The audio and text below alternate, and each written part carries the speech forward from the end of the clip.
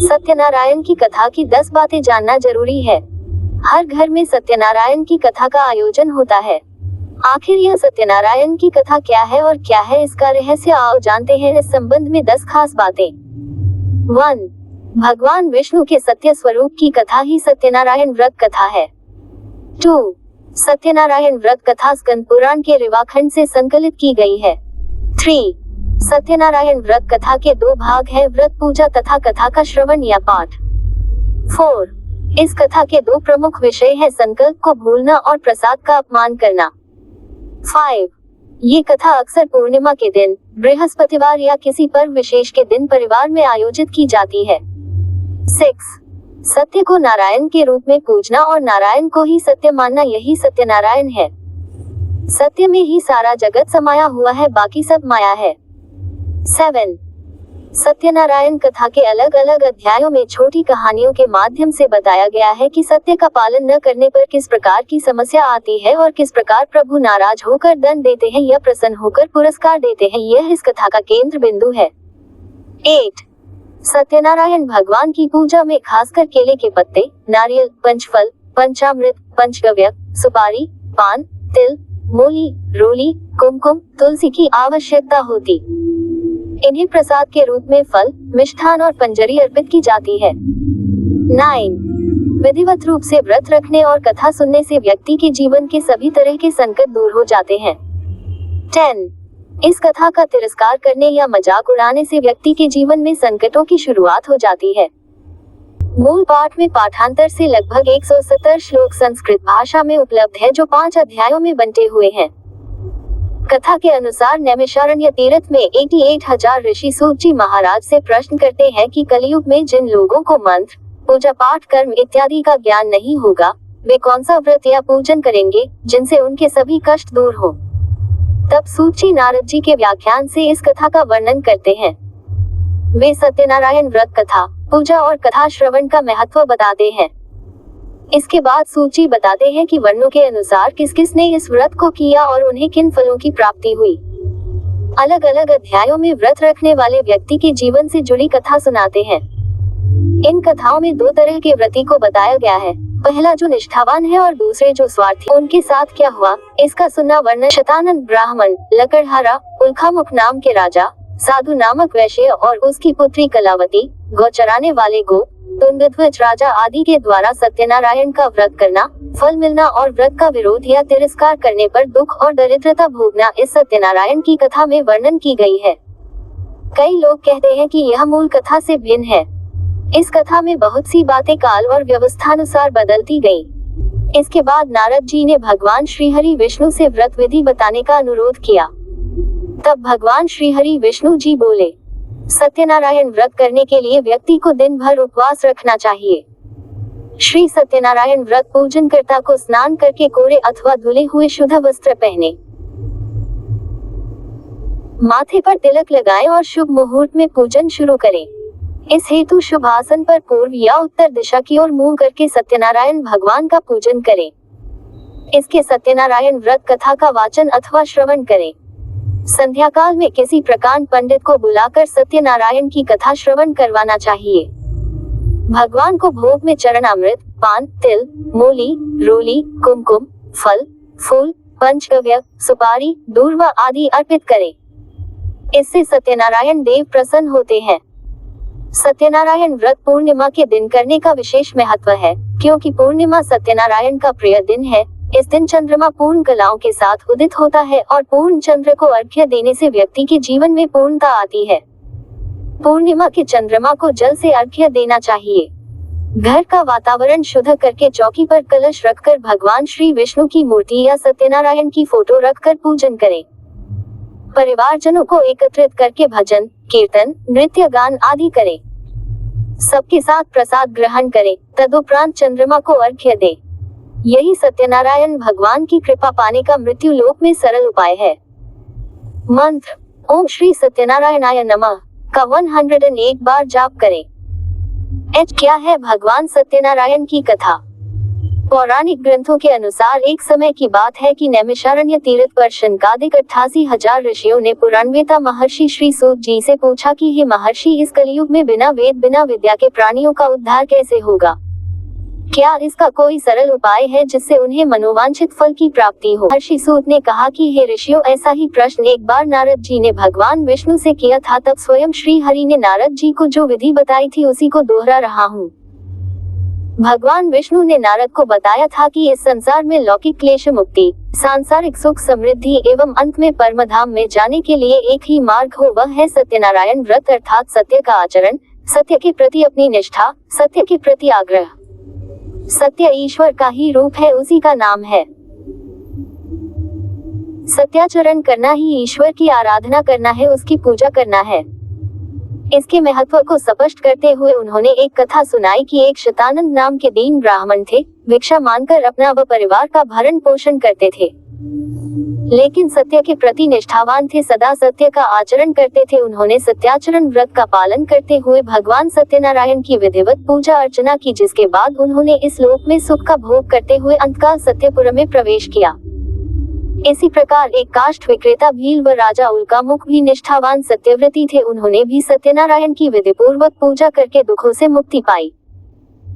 आगे भगवान श्री हरि ने नारद को बताया कि ये सत्यनिष्ठ सत्याचरण करने वाले व्रती थे, लेकिन कुछ लोग स्वार्थवद होकर भी सत्यव्रती होते हैं। उन्होंने बताया कि साधु वणिक एवं तुंगध्वज नामक राजा इसी प्रकार के व्रती थे। उन्होंने स्वार्थ सिद्धि के लिए सत्यव्रत का संकल्प लिया, लेकिन स्वार्थ पूरा होने पर व्रत का पालन करना भूल गए। साधु वणिक की भगवान में निष्ठा नहीं थी, लेकिन संतान प्राप्ति के लिए सत्यनारायण भगवान की पूजा अर्चना का संकल्प लिया, जिसके फलस्वरूप उसके यहाँ कलावती नामक कन्या का जन्म हुआ। कन्या के जन्म के पश्चात साधु वणिक ने अपना संकल्प भुला दिया और पूजा नहीं की। कन्या के विवाह तक पूजा को टाल दिया। फिर कन्या के विवाह पर भी पूजा नहीं की और अपने दामाद के साथ यात्रा पर निकल पड़ा। दैवयोग से रत्नसारपुर में श्वसुर दामाद दोनों पर चोरी का आरोप लगा। वहां के राजा चंद्रकेतु के कारागार में उन्हें डाल दिया गया। कारागार से मुक्त होने पर दंडी स्वामी से साधु वणिक ने झूठ बोल दिया कि उसकी नौक में रत्नादि नहीं बल्कि लतापत्र हैं। उसके इस झूठ के कारण सारी संपत्ति नष्ट हो गई। इसके बाद मजबूर होकर उसने फिर भगवान सत्यनारायण का व्रत रख उनकी पूजा की। उधर साधु वणिक के मिथ्याचार के कारण उसके घर में भी चोरी हो गई। परिजन दाने दाने को मोहताज हो गए। साधु वणिक की बेटी कलावती अपनी माता के साथ मिलकर भगवान सत्यनारायण की पूजा कर रही थी कि उन्हें पिता साधु वणिक व पति के सकुशल लौटने का समाचार मिला। वो हड़बड़ी में भगवान का प्रसाद लिए बिना पिता व पति से मिलने के लिए दौड़ पड़ी, जिस कारण नाव वाणिक और दामाद समुद्र में डूबने लगे। तभी कलावती को अपनी भूल का एहसास हुआ। वह दौड़कर घर आई और भगवान का प्रसाद लिया। इसके बाद सब ठीक हो गया। इसी तरह राजा तुंगध्वज ने भी गोप बंधुओं द्वारा की जा रही भगवान सत्यनारायण की पूजा की अवहेलना की और पूजा स्थल पर जाने के बाद भी प्रसाद ग्रहण नहीं किया, जिस कारण उन्हें भी अनेक कष्ट सहने पड़े। अंततः उन्होंने भी बाध्य होकर भगवान सत्यनारायण की पूजा की और व्रत किया। कुल मिलाकर कहानी का निष्कर्ष यही है कि भगवान सत्यनारायण की पूजा करनी चाहिए व हमें सत्याचरण का व्रत लेना चाहिए।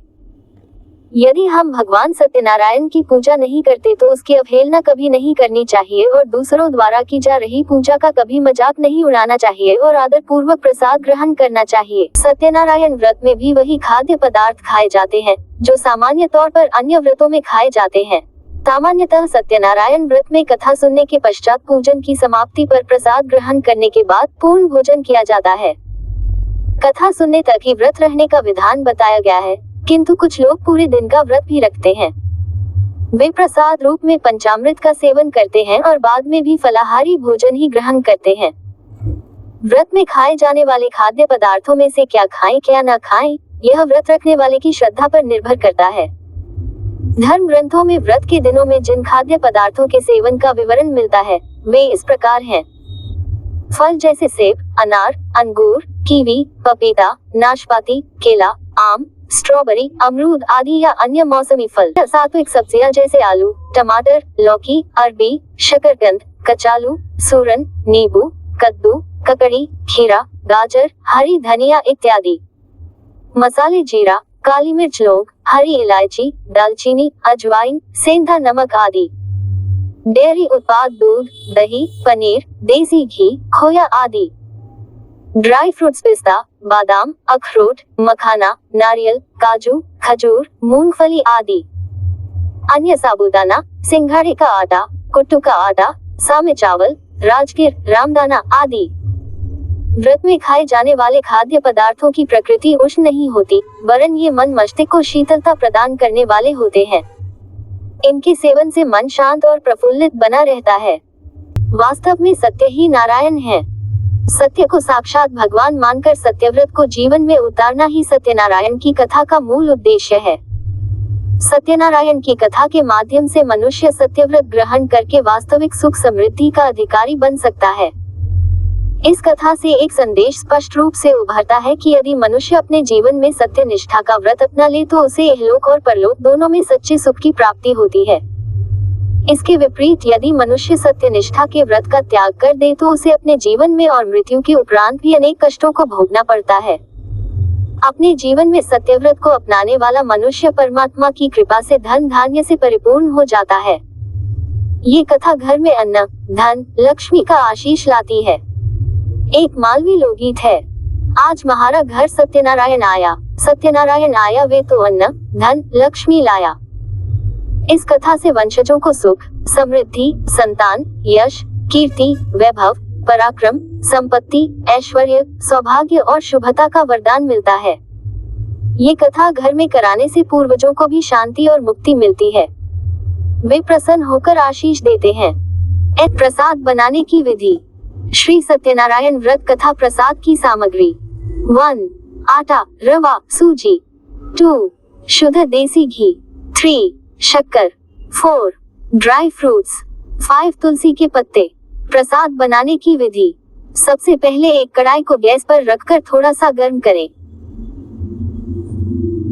फिर उसमें आधा कटोरी आटा, रवा, सूजी जो भी आपको डालना है डाल दें और गैस सिम करके उसे चलाते रहें। जब आटा थोड़ा गर्म हो जाए तो उसमें घी डाल दें, मुट्ठी बंधने लगे इतना घी डालें। फिर थोड़ी देर और सिकने दें और जब सिकने की खुशबू आने लगे, हल्का सा ब्राउन कलर होने लगे तो गैस बंद कर दें। सनद रहे कि छेद वाली चम्मच या झरिया से आटे को ना चलाएं, वरना आटा पूरे में फैल जाएगा। इसके लिए कोई फ्लैट चम्मच लें। जब सिका हुआ आटा थोड़ा ठंडा हो जाए तो उसमें जितनी मात्रा में आटा लिया था उतनी ही मात्रा में पिसी हुई शक्कर या बूरा मिलाएं और ड्राई फ्रूट, तुलसी के पत्ते जो भी आपको डालना है डाल दें। सत्यनारायण व्रत के अवसर पर जिस सत्यनारायण कथा सामग्री की आवश्यकता होती है उनमें शामिल हैं हल्दी पाउडर, लाल सिंदूर, 9 जड़ी बूटियों का मिश्रण, अगरबत्ती, कपूर, चंदन का पेस्ट, भगवान सत्यनारायण की तस्वीर, यदि संभव हो तो एक छोटी मूर्ति, गेहूं या ज्वार, 100 पान के पत्ते, 50 सुपारी, 40 सिक्के, 50 बादाम या सूखी खजूर जैसा आप चाहते हैं, 1 नारियल। आपके पास फूल और तुलसी के पत्तों से बनी एक माला भी होनी चाहिए। आपको 2 बर्तनों की आवश्यकता होगी, एक कलश बनाने के लिए और दूसरा अन्य अनुष्ठानों के लिए। 2 सपाट प्लेटें, 1 घंटी, 1 बड़ी वेदी, 1 पीला या लाल कपड़ा, 1 घी का दीपक, रुई की बत्ती और पंचामृत जिसमें दूध, दही, शहद, चीनी और घी शामिल हो। शंख बजाएं, कुछ तुलसी मंजरी और 1000 तुलसी के पत्ते, 1 केले का पेड़ या पत्तियां रखने की कोशिश करें। 2 बड़े चम्मच सफेद तिल जो भगवान सत्यनारायण को पसंद है और गुलाब जो भगवान सत्यनारायण का पसंदीदा फूल है। ये सत्यनारायण कथा सामग्री के लिए अच्छा होगा। आप स्वयं घर पर सत्यनारायण पूजा कर सकते हैं या आप एक पुजारी को भी बुला सकते हैं जो आपके लिए पूजा कर सकता है। खुद को शुद्ध करके शुरुआत करें। किसी भी तरीके से पवित्र होने के बाद भगवान गणेश जी की प्रार्थना करके शुरू करें। गणेश जी वह भगवान हैं जो पूजा के दौरान आने वाली बाधाओं को दूर करते हैं और यह भी सुनिश्चित करते हैं कि अगर पूजा करते समय कुछ त्रुटियां हैं तो उन पर ध्यान दें। भगवान गणेश को प्रसाद चढ़ाएं। केला, मोदक, बेसन और चीनी से बना लड्डू, कद्दूकस किया हुआ नारियल। पूजा करते समय उन पर फूलों की वर्षा करें। आपको कलश, भगवान वरुण का प्रतीक, से प्रार्थना करनी चाहिए। सत्यनारायण व्रत कथा का एक बहुत ही महत्वपूर्ण हिस्सा यह है कि सभी 9 ग्रहों और उनके साथी की 8 दीपालिकों के साथ प्रार्थना की जाती है। अतः एक साथ 9+9/2+8+5 संस्थाओं की पूजा की जाती है। पूजा के दौरान कुल 40 संस्थाओं से प्रार्थना की जाती है। प्रत्येक वैदिक भगवान का प्रतिनिधित्व एक अद्वितीय धातु से किया जाता है। क्योंकि आजकल सिक्के कई धातुओं से बनते हैं, इसलिए प्रत्येक अतिथि भगवान का प्रतिनिधित्व एक निश्चित सिक्के से किया जाता है। प्रत्येक सिक्के को पान के पत्तों और सुपारी पर रखा जाता है, अक्षत, चावल और थोड़ी थोड़ी चीजें, और प्रत्येक पत्ते पर प्रसाद के रूप में सूखी खजूर रखी जाती है। इसके बाद आपको पंचामृत का उपयोग करके भगवान की मूर्ति को स्नान कराना चाहिए और फिर उस पर गंगाजल डालना चाहिए। मूर्ति को सही क्रम में रखने के बाद आपको श्री सत्यनारायण के 108 नामों का पाठ करना चाहिए। यदि आपके पास एक तस्वीर है तो आप इसे गंगाजल का उपयोग करके साफ कर सकते हैं और इसके ऊपर सिंदूर और चंदन का लेप लगा सकते हैं। अब आप मूर्ति को प्रसाद और फूल अर्पित करें। सत्यनारायण कथा करने का शुभ दिन पूर्णिमा, अमावस्या, रविवार, गुरुवार, संक्रांति के दिन एवं अन्य पर्व त्योहारों पर करने का शास्त्रों विधान मिलता है। सत्यनारायण कथा का प्रारंभ करने से पहले विशेष पूजा की जाती है। सबसे पहले भगवान गणेश की पूजा, भगवान विष्णु की पूजा, पृथ्वी की पूजा, भगवान शालिग्राम की पूजा की जाती है। सत्यनारायण कथा का उल्लेख स्कंद पुराण के रेवाखंड में मिलता है। सत्यनारायण कथा में 5 अध्याय और 170 श्लोक संस्कृत भाषा में मिलते हैं। श्री सत्यनारायण कथा में संकल्प को भूलना और प्रसाद का अपमान करना ये 2 प्रमुख विषय है। सत्यनारायण कथा के 5 अध्यायों में बताया गया है कि सत्य का पालन न करने से कई प्रकार की समस्या आती है, इसलिए सत्य व्रत का पालन करना चाहिए। पवित्रकरण, पवित्र होने के लिए सबसे पहले बाएं हाथ में जल लेकर दाहिने हाथ की अनामिका, मध्यमा व गुष्ठा से निम्नलिखित श्लोक बोलते हुए अपने ऊपर जल छिड़कर पवित्र हो जाए। श्लोक: ओम अपवित्रः पवित्रो वा सर्वावस्था वा यस्मृत पुंडरीकाक्ष स बाह्याभ्यन्तरः शुचिः। पुनः पुंडरीकाक्ष, पुनः पुंडरीकाक्ष, पुनः पुंडरीकाक्ष। नीचे दिया गया श्लोक का उच्चारण करते हुए आप पूजा में बैठने वाले आसन पवित्र करने के लिए जल छिड़के। ओम पृथ्वी त्वया घता लोका देवी त्वं विष्णुनाधिता त्वं च धारय मा देवी पवित्रं कुरु च आसनम्। ग्रंथि बंधन। ओम यदा बध्नं दाक्षायणा हिरण्य गुणशतानिकाय सुम्नस्यमाना तन्म आ बंधामि शतशार्दाय शिंजदृष्टिर्थासम्। आचमन। अपने अंदर के शरीर को पवित्र करने के लिए दाहिने हाथ में जल लेकर 3 बार आचमन करें और बोले: ओम केशवाय नमः स्वाहा, ओम नारायणाय नमः स्वाहा, ओम माधवाय नमः स्वाहा। दीपक पूजन। निम्नलिखित श्लोक बोलते हुए दीपक प्रज्वलित करें और दीपक का पुष्प और कुकु से पूजन करें। भो दीप देवरूपस्त्वं कर्म साक्षी ह्यविन्कृत यावत् कर्म समाप्ते स्यात् तावत् त्वं सुस्थिर भव। स्वस्ति वाचन। ओम स्वस्ति न इंद्रो वृद्धश्रवा, स्वस्ति न पूषा विश्ववेदाः, स्वस्ति न सार्क्ष्यो अरिष्टनेमिः, स्वस्ति नो बृहस्पतिर्धातु। द्यौः शान्तिः, अंतरिक्ष गुण शान्तिः, पृथिवी शान्तिराप शान्तिरोष्ठयः शान्तिः, वनस्पतयः शान्तिर्विश्वे देवाः, शान्तिर्ब्रह्म शान्तिः, सर्वगुण शान्तिः, शान्तिरेव शान्ति सा मा शान्तिरेधि। यतो यतः समेहसे ततो नो अभय कुरु। पृथ्वी पूजन। निम्नलिखित श्लोक को पढ़ते हुए अबिल, गुलाल, हल्दी, रोली, अक्षत, पुष्प से पृथ्वी का पूजन करें। पृथ्वी त्वया घता लोका देवी त्वं विष्णुनाधिता त्वं च धारय मा देवी पवित्रं कुरु च आसनम्। श्री सत्यनारायण पूजन प्रारंभ। हाथ में अक्षत पुष्प लेकर भगवान श्री सत्यनारायण का ध्यान करना चाहिए। सत्यनारायण का ध्यान करते हुए निम्नलिखित श्लोक को पढ़े।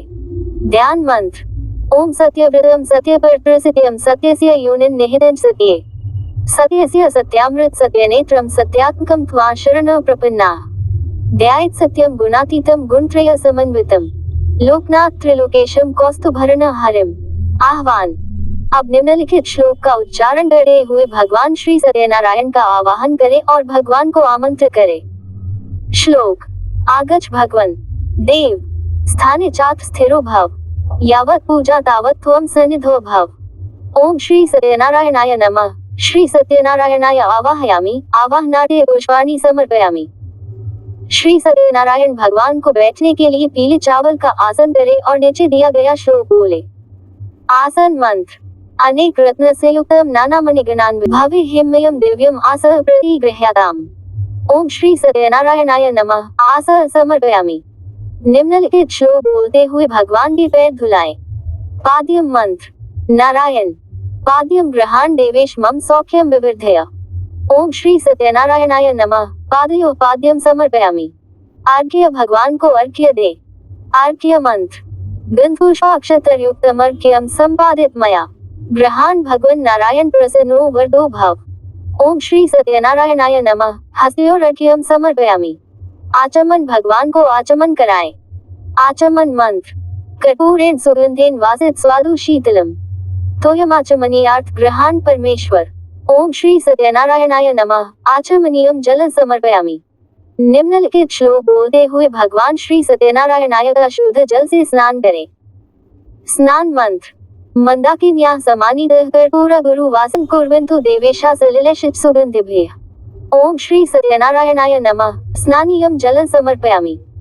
नीचे दिए गए श्लोक का उच्चारण करते हुए भगवान श्री सत्यनारायणाय का पंचामृत दूध, दही, घी, शक्कर एवं शहद मिलाकर पंचामृत से स्नान करना चाहिए। पंचामृत स्नान मंत्र। पयोदधिघृत्य मधुशर्कर्यान्वितम् पंचामृत स्नानार्थ प्रतिगृह्यताम्। ओम श्री सत्यनारायणाय नमः। पंचामृत स्नान समर्पया। शुद्धोदक स्नान शुद्ध जल से स्नान करें। शुद्धोदक स्नान मंत्र। यास्तु यद्वारी सर्व पापहर शुभम तुभ्यं स्नानार्थ प्रतिगृह्यताम्। ओम श्री सत्यनारायणाय नमः। शुद्धोदक स्नान समर्पयामि। भगवान श्री सत्यनारायणाय को वस्त्र या वस्त्र के रूप में कलावा अर्पित करें और निम्नलिखित श्लोक को पढ़ें। मंत्र। शीत्वा दोष संत्राण लज्जाया रक्षण परम देहालंकरण वस्त्रम धृत्वा शांति प्रयच्छ। ओम श्री सत्यनारायणाय नमः। वस्त्रम समर्पयामि। वस्त्र अर्पित करें। आचमनीय जल दें। यज्ञोपवीत भगवान को जनेऊ अर्पित करें। नभ्यस्तुभिर्युक्तम त्रिगुण देवताम्यम उपवित मया दत्तम गृहान् परमेश्वर।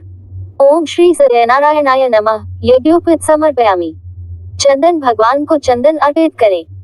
श्रीखंडम चंदन दिव्यम गंधाधियम सुमनोहरम विलिपन सूरश्रेष्ठ छंद प्रतिगृह्यताम्। ओम श्री सत्यनारायणाय नमः। गंधम समर्पयामि। अक्षत भगवान को चावल अर्पित करें। अक्षताश्च सूरश्रेष्ठ कुंकुमाक्ता सुशोभिता मया निवेदिता भक्त्या गृहान् परमेश्वर। ओम श्री सत्यनारायणाय नमः। अक्षतान् समर्पयामि। पुष्पमाला भगवान को पुष्प तथा फूलमाला चढ़ाएं। माल्यादिनी सुगंधिनी मालकयादिनी वै प्रभु। पुष्पाणि गृहान् परमेश्वर। ओम श्री सत्यनारायणाय नमः। पुष्प पुष्पमाला च समर्पयामि। दूर्वा भगवान को दूर्वा अर्पित करें। दूर्वा कुरान सुहरितान मृतान मंगल प्रदान आनितान स पूजार्थ गृहान् परमेश्वर। ओम श्री सत्यनारायणाय नमः। दूर्वा कुरान समर्पयामि। धूप दीप भगवान को धूप दीप दिखाएं। विंशतिर्सोद्भूतो गंधाढ्यः गंधोत्तमः आग्रेयः सर्वदेवानां प्रतिगृह्यताम्। साज्यं च वर्तसे वह्निना योजित मया दीप गृहान् देवेश त्रैलोक्य तिमिरावहम्। ओम श्री सत्यनारायणाय नमः। धूप दीप दर्शयामि। नैवेद्य भगवान को मिठाई अर्पित करें। पंचमिष्ठान वसु की मेवा अर्पित करें।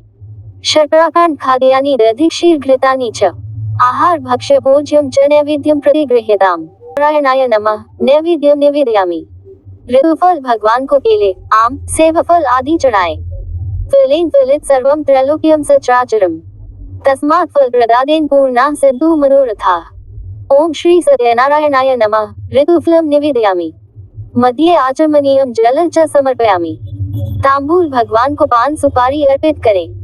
पूगीफलम महद्दिव्यम नागवल्ली तिलैर्युतम अलालवंग से युक्तम तांबूलम प्रतिगृह्यताम्। सत्यनारायणाय नमः। मुखवासार्थे तांबूलम समर्पयामि।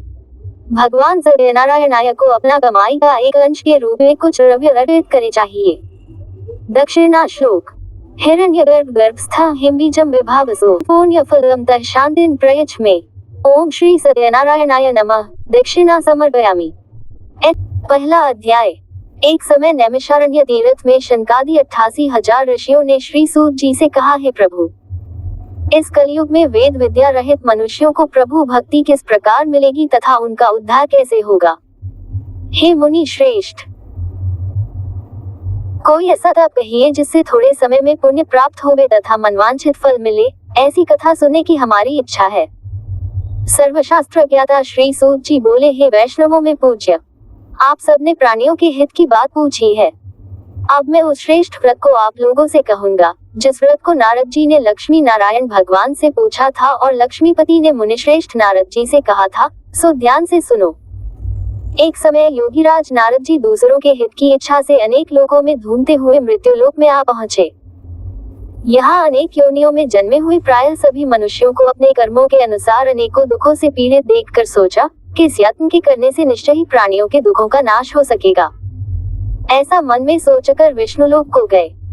वहां श्वेत वर्ण और 4 भुजाओं वाले देवों के ईश नारायण को देखकर, जिनके हाथों में शंख, चक्र, गदा और पहम थे तथा वरमाला पहने हुए थे, स्तुति करने लगे, हे भगवान, आप अत्यंत शक्ति से संपन्न हैं।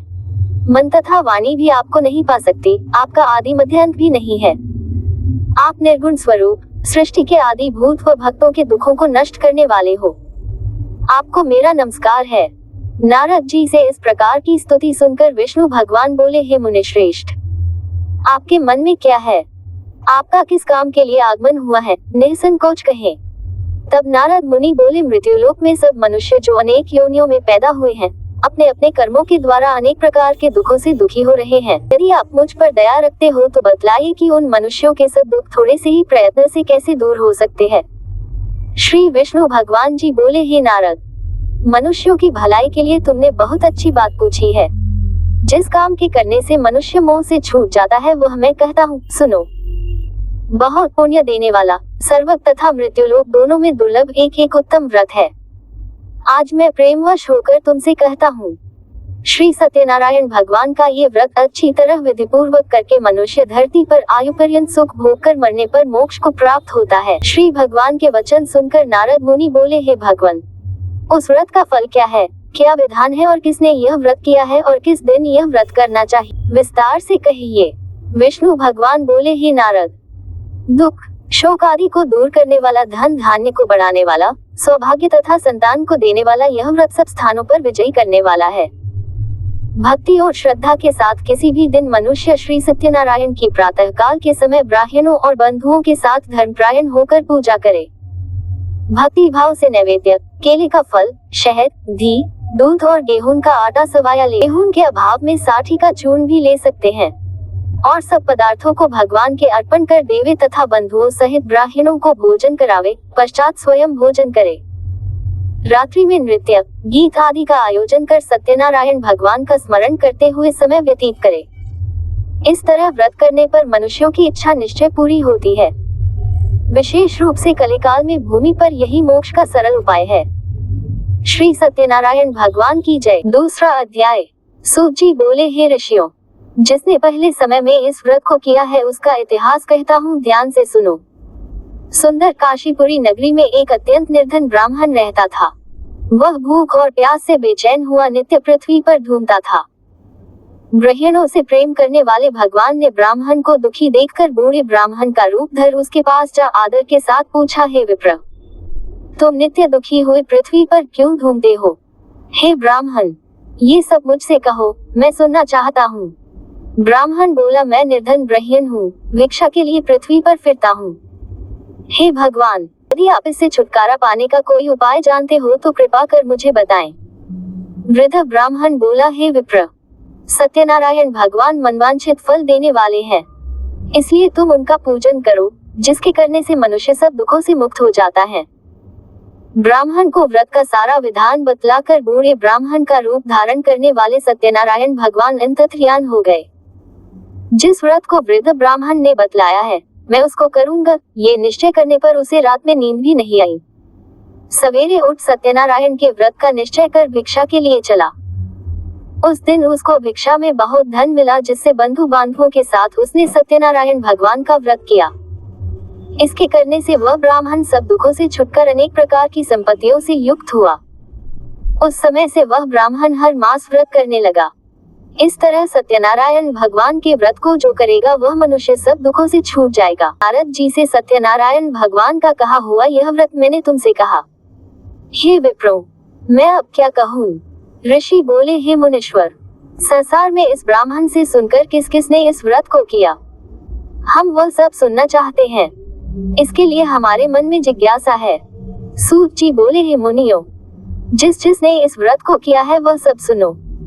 एक समय वह ब्राह्मण धन और ऐश्वर्य के अनुसार बंधु बांधवों के साथ व्रत करने को तैयार हुआ। उसी समय एक लकड़ी बेचने वाला बूढ़ा आदमी आया और बाहर लकड़ियों को रखकर ब्राह्मण के मकान में गया। प्यास से दुखी लकड़हारा उनको व्रत करते देखकर ब्राह्मण को नमस्कार कर कहने लगा, आप ये क्या कर रहे हैं? इसके करने से क्या फल मिलता है? कृपा करके मुझको बताइए। ब्राह्मण ने कहा, सब मनोकामनाओं को पूरा करने वाला ये सत्यनारायण भगवान का व्रत है। इसकी ही कृपा से मेरे यहाँ धन धान्य आदि की वृद्धि हुई है। ब्राह्मण से इस व्रत के बारे में जानकर लकड़हारा बहुत प्रसन्न हुआ। चरणामृत ले प्रसाद खाने के बाद अपने घर को गया। अगले दिन लकड़हारे ने अपने मन में इस प्रकार का संकल्प किया कि आज ग्राम में लकड़ी बेचने से जो धन मिलेगा उसी से सत्यनारायण देव का उत्तम व्रत करूंगा। यह मन में विचार कर वह बूढ़ा आदमी लकड़ियां अपने सिर पर रखकर जिस नगर में धनवान लोग रहते थे, ऐसे सुंदर नगर में गया। उस दिन वहां पर उसे उन लकड़ियों का दाम पहले दिनों से 6 गुना मिला। तब वह बूढ़ा लकड़हारा दाम ले और अति प्रसन्न होकर पके केले, शक्कर, घी, दूध, दही और गेहूं का चूर्ण इत्यादि सत्यनारायण भगवान के व्रत की कुल सामग्रियों को लेकर अपने घर गया। फिर उसने अपने भाइयों को बुलाकर विधि के साथ भगवान का पूजन और व्रत किया। उस व्रत के प्रभाव से वह बूढ़ा लकड़हारा धन, पुत्र आदि से युक्त हुआ और संसार के समस्त सुख भोगकर बैकुंठ को चला गया। श्री सत्यनारायण भगवान की जय। 3रा अध्याय। सूत जी बोले, हे श्रेष्ठ मुनियों, अब आगे की कथा कहता हूँ, सुनो। पहले समय में उल्कामुख नाम का एक बुद्धिमान राजा रहता था। वह सत्यवक्ता और जितेंद्रिय था। प्रतिदिन देव स्थानों पर जाता तथा गरीबों को धन देकर उनके कष्ट दूर करता था। उसकी पत्नी कमल के समान मुख वाली और सती साध्वी थी। पुत्र प्राप्ति के लिए भद्रशिला नदी के तट पर उन दोनों ने सत्यनारायण भगवान का व्रत किया। उस समय में वहां एक साधु नामक वैश्य आया। उसके पास व्यापार के लिए बहुत सा धन था। वह नाव को किनारे पर ठहरा कर राजा के पास आ गया और राजा को व्रत करते हुए देखकर विनय के साथ पूछने लगा, हे राजन, भक्ति युक्त चित्त से यह आप क्या कर रहे हैं? मेरी सुनने की इच्छा है। राजा बोला, पुत्रादि की प्राप्ति के लिए यह महाशक्तिवान सत्यनारायण भगवान का व्रत व पूजन कर रहा हूँ। राजा के वचन सुनकर साधु आदर से बोला, हे राजन, मुझसे इसका सब विधान कहो, मैं भी आपके कथनानुसार इस व्रत को करूंगा। मेरे भी कोई संतान नहीं है, मुझे विश्वास है कि इस व्रत के करने से निश्चय ही होगी। राजा से सब विधान सुन व्यापार से निवृत्त हो वह आनंद के साथ अपने घर को गया। साधु ने अपनी स्त्री को संतान देने वाले इस व्रत को सुनाया और प्रण किया कि जब मेरे संतान होगी तब मैं इस व्रत को करूंगा। साधु ने ऐसे वचन, अपनी स्त्री को संतान होगी तब मैं इस व्रत को करूंगा। साधु ने ऐसे वचन अपनी स्त्री लीलावती से कहे। एक दिन उसकी स्त्री लीलावती पति के साथ आनंदित हो सांसारिक धर्म में प्रवृत्त होकर सत्यनारायण भगवान की कृपा से गर्भवती हो गई तथा 10वें महीने में उसके एक सुंदर कन्या का जन्म हुआ। दिनों दिन वह इस तरह बढ़ने लगी जैसे शुक्ल पक्ष का चंद्रमा बढ़ता है। कन्या का नाम कलावती रखा गया। तब लीलावती ने मीठे शब्दों में अपने पति से कहा कि जो आपने संकल्प किया था कि भगवान का व्रत करूंगा, अब आप उसे करिए। साधु बोला, हे प्रिय, इसके विवाह पर करूंगा। इस प्रकार अपनी पत्नी को आश्वासन दे वह नगर को गया। कलावती पितृगृह में वृद्धि को प्राप्त हो गई। साधु ने जब नगर में सखियों के साथ अपनी पुत्री को देखा तो तुरंत दूत बुलाकर कहा कि पुत्री के वास्ते कोई सुयोग्य वर देख कर लाओ। साधु की आज्ञा पाकर दूत कंचन नगर पहुंचा और वहां पर बड़ी खोज कर देखभाल कर लकड़ी के लिए सुयोग्य वणिक पुत्र को ले आया। उस सुयोग्य लड़के को देखकर साधु ने अपने बंधु बांधवों सहित प्रसन्नचित हो अपनी पुत्री का विवाह उसके साथ कर दिया, किंतु दुर्भाग्य से विवाह के समय भी उस व्रत को करना भूल गया। तब श्री सत्यनारायण भगवान क्रोधित हो गए और साधु को श्राप दिया कि तुम्हें दारुण दुख प्राप्त होगा।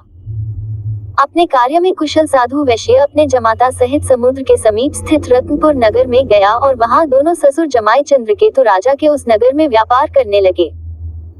एक दिन भगवान सत्यनारायण की माया से प्रेरित कोई चोर राजा का धन चुराकर भागा जा रहा था, किंतु राजा के दूतों को आता देखकर चोर घबराकर भागते हुए धन को वहीं चुपचाप रख दिया जहां वे ससुर जमाई ठहरे हुए थे।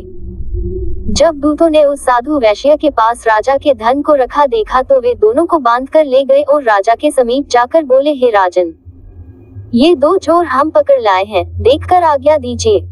तब राजा की आज्ञा से उनको कठोर कारावास में डाल दिया और उनका सब धन छीन लिया। सत्यनारायण भगवान के श्राप के कारण साधु वैश्य की पत्नी व पुत्री भी धर पर बहुत दुखी हुई। उनके घर पर जो धन रखा था चोर चुरा कर ले गए। शारीरिक व मानसिक पीड़ा तथा भूख प्यास से अति दुखित हो अन्न की चिंता में कलावती एक ब्राह्मण के घर गई। वहां उसने सत्यनारायण भगवान का व्रत होते देखा, फिर कथा सुनी तथा प्रसाद ग्रहण कर रात को घर आई। माता ने कलावती से कहा, हे पुत्री, अब तक कहाँ रही व तेरे मन में क्या है? कलावती बोली, हे माता, मैंने एक ब्राह्मण के घर श्री सत्यनारायण भगवान का व्रत होता देखा है। कन्या के वचन सुनकर लीलावती भगवान के पूजन की तैयारी करने लगी। लीलावती ने परिवार और बंधुओं सहित श्री सत्यनारायण भगवान का पूजन किया और वर मांगा कि मेरे पति और दामाद शीघ्र घर आ जाएं। साथ ही प्रार्थना की कि हम सबका अपराध क्षमा करो। सत्यनारायण भगवान इस व्रत से संतुष्ट हो गए और राजा चंद्रकेतु को स्वप्न में दर्शन देकर कहा, हे राजन, जिन दोनों वैश्यों को तुमने बंदी बना रखा है वे निर्दोष हैं, उन्हें प्रातः ही छोड़ दो और उनका सब धन जो तुमने ग्रहण किया है लौटा दो, नहीं तो मैं तेरा धन, राज्य, पुत्र आदि सब नष्ट कर दूंगा। राजा से ऐसे वचन कहकर भगवान अंतर्ध्यान हो गए। प्रातः काल राजा चंद्रकेतु ने सभा में अपना स्वप्न सुनाया, फिर दोनों वणिक पुत्रों को कैद से मुक्त कर सभा में बुलाया। दोनों ने आते ही राजा को नमस्कार किया। राजा मीठे वचनों से बोला, हे महानुभावों, तुम्हें भावीवश ऐसा कठिन दुख प्राप्त हुआ है, अब तुम्हें कोई भय नहीं। ऐसा कहकर राजा ने उनको नए नए वस्त्राभूषण पहनवाए तथा उनका जितना धन लिया था उससे दुगना धन देकर आदर सहित विदा किया। दोनों वैश्य अपने घर को चल दिए। श्री सत्यनारायण भगवान की जय। चौथा अध्याय। श्री सूत जी बोले, साधु बनिया मंगलाचरण कर और ब्राह्मणों को धन देकर अपने नगर के लिए चल पड़ा। साधु के कुछ दूर जाने पर भगवान सत्यनारायण की उसकी सत्यता की परीक्षा के विषय में जिज्ञासा हुई। साधु, तुम्हारी नाव में क्या भरा है? तब धन के मद में चूर दोनों महाजनों ने अवहेलना पूर्वक हंसते हुए कहा, दंडी सन्यासी, क्यों पूछ रहे हो? क्या कुछ मुद्रा लेने की इच्छा है? हमारी नाव में तो लता और पत्ते आदि भरे हैं। ऐसी निष्ठुर वाणी सुनकर बोले, तुम्हारी बात सच हो जाए। ऐसा कहकर दंडी सन्यासी को रूप धारण किए हुए भगवान कुछ दूर जाकर समुद्र के समीप बैठ गए। दंडी के चले जाने पर नित्य क्रिया करने के पश्चात उतराई हुई अर्थात जल में ऊपर की ओर उठी हुई नाव को देखकर साधु अत्यंत आश्चर्य में पड़ गया और नाव में लता और पत्ते आदि देखकर मूर्छित हो पृथ्वी पर गिर पड़ा।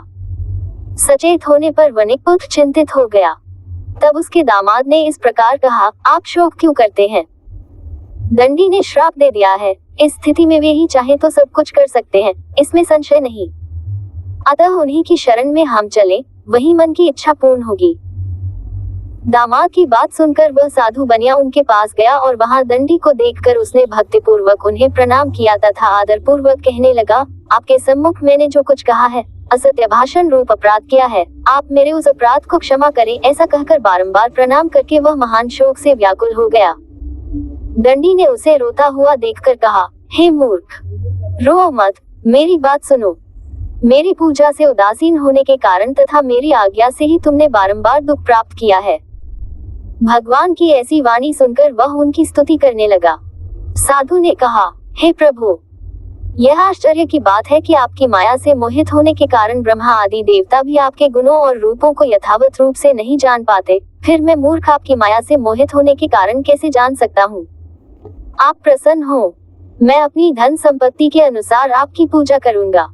मैं आपकी शरण में आया हूँ। मेरा जो नौक में स्थित पुराई धन था उसकी तथा मेरी रक्षा करें। उस बनिया की भक्ति युक्त वाणी सुनकर भगवान जनार्दन संतुष्ट हो गए। भगवान हरि उसे अभीष्ट वर प्रदान करके वही अंतर्धान हो गए। उसके बाद वह साधु अपनी नौक में चढ़ा और उसे धन धान्य से परिपूर्ण देखकर भगवान सत्यदेव की कृपा से हमारा मनोरथ सफल हो गया, ऐसा कहकर स्वजनों के साथ उसने भगवान की विधिवत पूजा की।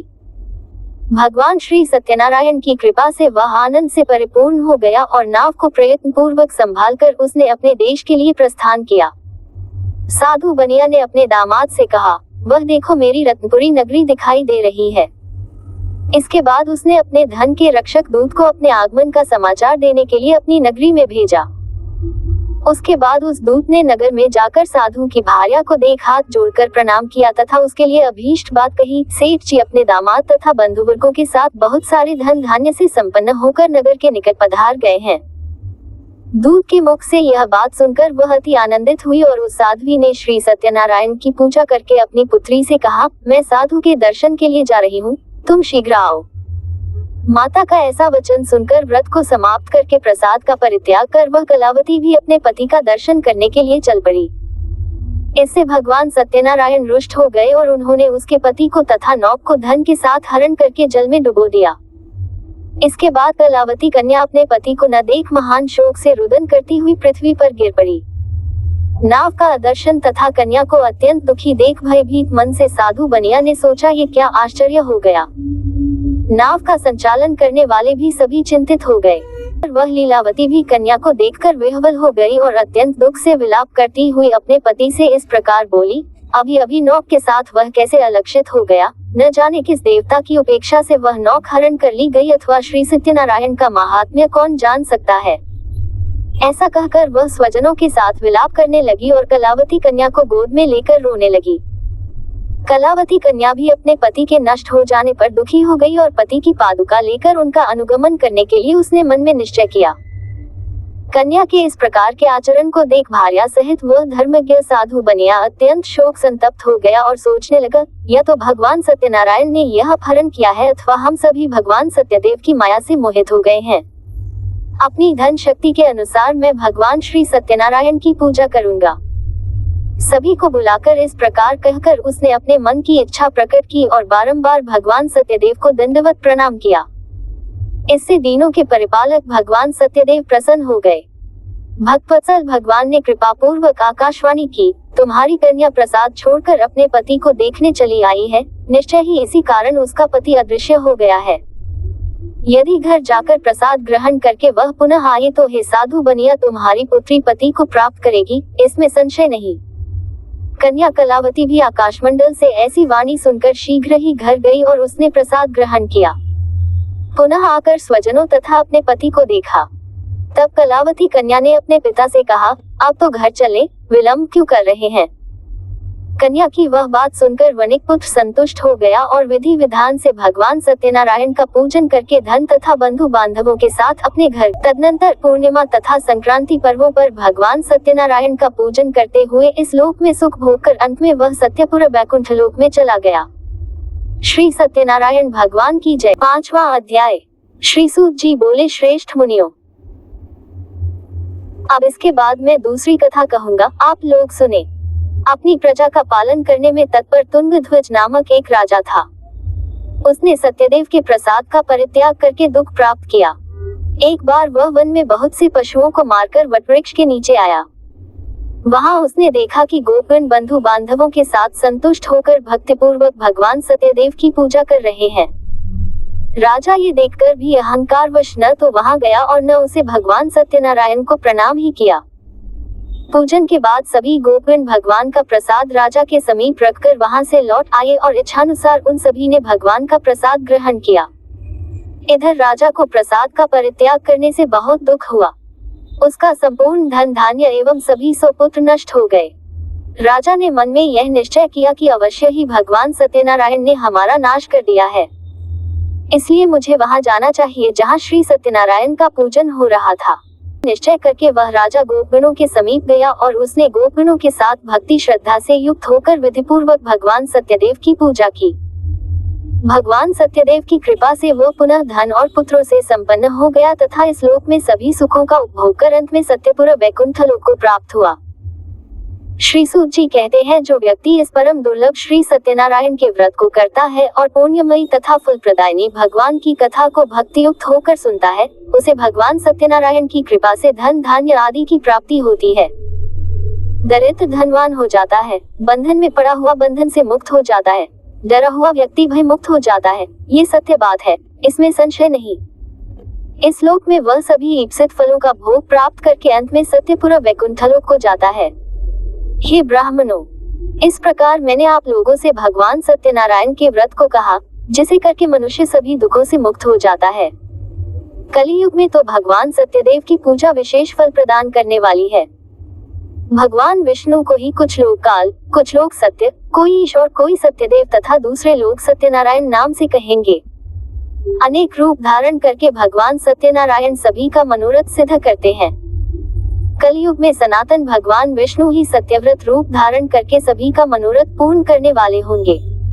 हे श्रेष्ठ मुनियों, जो व्यक्ति नित्य भगवान सत्यनारायण की इस व्रत कथा को पढ़ता है, सुनता है, भगवान सत्यनारायण की कृपा से उसके सभी पाप नष्ट हो जाते हैं। हे मुनीश्वरों, पूर्व काल में जिन लोगों ने भगवान सत्यनारायण का व्रत किया था, उसके अगले जन्म का वृतांत कहता हूँ, आप लोग सुने। महान प्रज्ञा संपन्न शतानंद नाम के ब्राह्मण सत्यनारायण व्रत करने के प्रभाव से दूसरे जन्म में सुदामा नामक ब्राह्मण हुए और उस जन्म में भगवान श्री कृष्ण का ध्यान करके उन्होंने मोक्ष प्राप्त किया। लकड़हारा भील गुहों का राजा हुआ और अगले जन्म में उसने भगवान श्री राम की सेवा करके मोक्ष प्राप्त किया। महाराज उल्कामुख दूसरे जन्म में राजा दशरथ हुए, जिन्होंने श्रीनाथ जी की पूजा करके अंत में वैकुंठ प्राप्त किया।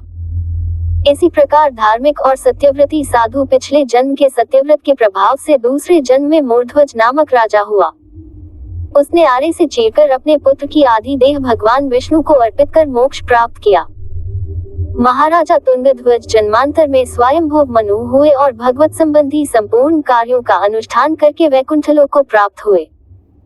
जो गोपगण थे, वे सब जन्मांतर में व्रजमंडल में निवास करने वाले गोप हुए और सभी राक्षसों का संहार करके उन्होंने भी भगवान का शाश्वत धाम गोलोक प्राप्त किया। श्री सत्यनारायण भगवान की जय। श्री सत्यनारायण भगवान की आरती। जय लक्ष्मी रमना, जय श्री लक्ष्मी रमना। सत्यनारायण स्वामी जन पातक हरना, रत्न जटित सिंहासन अद्भुत छवि राजय। नारद करत निराजन घंटा ध्वनि बाजय। प्रकट भई कले कारण, द्विज को दर्पण बनकर कंचन महल कियो। दुर्बल वीर कठारो, जिन पर कृपा करी। चंद्रचूड़ एक राजा, जिनकी विपत्ति हरी। वैश्य मनोरथ पायो, श्रद्धा तज दीन ही। सो फल फल भोग्यो प्रभु जी फिर स्तुति कीन ही। भाव भक्ति के कारण छिन छिन रूप धरियो। श्रद्धा धारण कीनी, तिनको काज सरियो। ग्वाल बाल संग राजा वन में भक्ति करी। मनवांछित फल दीन हो दीन दयालु हरि। चढ़त प्रसाद सवायो कदली फल मेवा। धूप दीप तुलसी से राजी सत्य देवा। सत्यनारायण जी की आरती जो कोई नर गावे, तन मन सुख संपत्ति मन वांछित फल पावे।